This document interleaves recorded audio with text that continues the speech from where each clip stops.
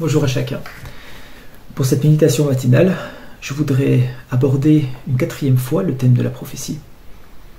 Mais cette fois en me penchant sur les versets qui introduisent le livre de l'Apocalypse. Comment on fait comprendre la réalité à des enfants? Il y a un moyen qui est merveilleux, c'est les images. Les enfants aiment les images. Déjà, ça attire leur attention, ils aiment regarder, mais c'est de cette manière-là qu'ils vont petit à petit construire un raisonnement et appréhender la compréhension du monde qui les entoure. On n'offre pas un pavé de 1500 pages à un petit garçon de 5 ans. Évidemment, on lui donne un livre d'images.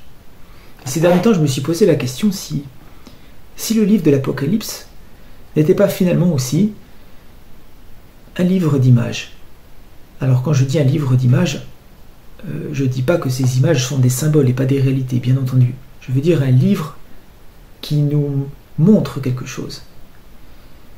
Si Dieu finalement ne nous traitait pas un peu comme des petits enfants, nous sommes les enfants de Dieu, il n'y a rien de choquant à cela, mais comme si ce n'était pas le moyen de nous faire appréhender cette réalité magnifique qui nous dépasse du surnaturel, cette réalité aussi du futur, par quelque chose qui devrait être plaisant, quelque chose qui devrait être vraiment un plaisir et non pas une contrainte, c'est-à-dire lire et relire encore ce livre qu'il nous a laissé. Je vous propose donc de vérifier dans les premiers versets si on peut trouver des indices qui confirment cette pensée. Donc Apocalypse, chapitre 1, verset 1. Apocalypse veut dire dévoilement, ou ôter le voile. C'est l'action de montrer quelque chose qui jusqu'ici était caché. Révélation de Jésus-Christ que Dieu lui a donné pour montrer à ses esclaves les choses qui doivent arriver bientôt. Déjà dans ce verset, il y a des données intéressantes. Cette révélation, elle appartient à Jésus-Christ. C'est Dieu qui lui a donné. Et pour qui? Pour ses serviteurs ou ses esclaves. Donc ce livre est destiné à quiconque se reconnaît comme un serviteur de Jésus-Christ. Ce livre n'est pas destiné à une certaine caste. Je vous rappelle qu'à la fin de chaque lettre aux églises, qu'est-ce qu'il est marqué? Que celui qui a des oreilles écoute ce que l'Esprit dit aux églises. Mon frère, ma sœur, si tu as des oreilles, ce livre t'est destiné. Il est destiné à quiconque veut entendre, en fait. Et quel est le but de ce livre? Eh bien justement, montrer les choses qui doivent arriver bientôt. Ce livre, qui sont des paroles consignées, Jean a vu des choses, lui-même a eu une vision, il a entendu des choses, il les a fait écrire, ou écrites lui-même, en tout cas il les a fait écrire, certainement dictées. Ben, ces choses, on est à notre tour appelés à les écouter, à les voir. Et le but que Dieu poursuit, c'est de nous montrer ce futur qui arrive, nous montrer les choses qui doivent arriver bientôt. Dans le cadre et le respect de la parole, la vision n'est pas du tout quelque chose qui est banni. Au contraire, elle a tout son sens. L'Apocalypse est un livre qu'on est appelé à regarder.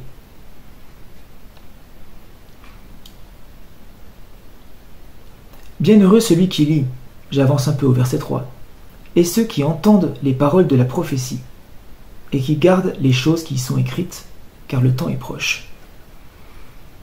Quel est l'intérêt de voir le futur? Le premier, tout simplement, c'est de nourrir l'espérance. Quand on traverse un tunnel très sombre, on sait qu'on va déboucher sur la sortie et que d'un seul coup, on aura à nouveau la vision de toute la beauté du paysage. Le soleil, les nuages, les fleurs. On verra aussi très loin la route, on verra qu'elle continue encore beaucoup plus loin. L'Apocalypse, c'est un peu comme ça, c'est un flash, une vision, une image qui nous est donnée de ce futur qui arrive. On est dans un tunnel très sombre, que ce soit ce monde qui va de plus en plus mal, que ce soit nos circonstances personnelles difficiles. Voir le futur nous permet de cultiver l'espérance. J'ai bien dit voir, j'ai pas dit comprendre, et j'insiste sur ce point parce que c'est très important. Ensuite, le deuxième intérêt de voir le futur, c'est tout simplement de s'y préparer. En ce début d'année 2024, je me suis posé la question, mais si cette année est la dernière, si Jésus revient cette année, est-ce que je suis prêt? Qu'est-ce que je changerais si j'étais certain que ça arrivait cette année? Mais en fait, cette question, je ne devrais même pas me la poser. Je devrais toujours vivre en étant prêt, en sachant que ce retour est possible d'un moment à l'autre. S'il y a bien un verset clé et fondateur dans l'Apocalypse, c'est « Voici, je viens bientôt ». Voici, je viens bientôt. Jésus revient. Au verset 3, donc, je l'ai lu, je le relis, bienheureux celui qui lit. Donc lire ne signifie pas simplement lire seul, mais aussi donner lecture. Ça mobilise nos yeux et notre bouche. Bienheureux ceux qui entendent les paroles de la prophétie. Je pense que c'est pas simplement écouter d'une oreille, mais c'est avoir une écoute attentive, laisser ces paroles résonner dans notre cœur. Et ceux qui gardent les choses qui sont écrites. Et oui, parce qu'il y a le temps. L'Apocalypse n'est pas un livre qui se lit une fois, et puis on le ferme, on le lira l'année prochaine. Je pense que cette démarche-là, on ne comprendra pas grand-chose. C'est un livre qui se lit, qui se relit encore. Et petit à petit, cette image que Dieu veut nous montrer, elle prend forme dans notre cœur. Je ne le lis pas maintenant comme je le lisais quand j'avais 20 ans. Et si on fait tout ça, on est bien heureux. Nous avons tous envie d'être heureux. Il y a une bénédiction particulière pour celui qui se prête à ça. Et pour conclure, l'accent n'est pas du tout mis sur le fait de comprendre. Cela ne veut pas dire qu'on ne peut pas comprendre des choses en le lisant, bien entendu. Mais c'est pas la priorité, c'est pas l'urgence. Et c'est peut-être ça qui nous bloque aussi par rapport à ce livre. Vouloir tout de suite comprendre, vouloir tout de suite tout expliquer, non. Lire, entendre et garder, c'est une action qui peut être quotidienne, régulière. Et peut-être qu'un jour je comprendrai. Peut-être qu'un jour la lumière se fera, le moment venu sur certains passages, comme ça s'est passé depuis que Dieu a donné la prophétie aux hommes. Voilà, je vous souhaite à tous une excellente journée et je vous dis à la prochaine fois.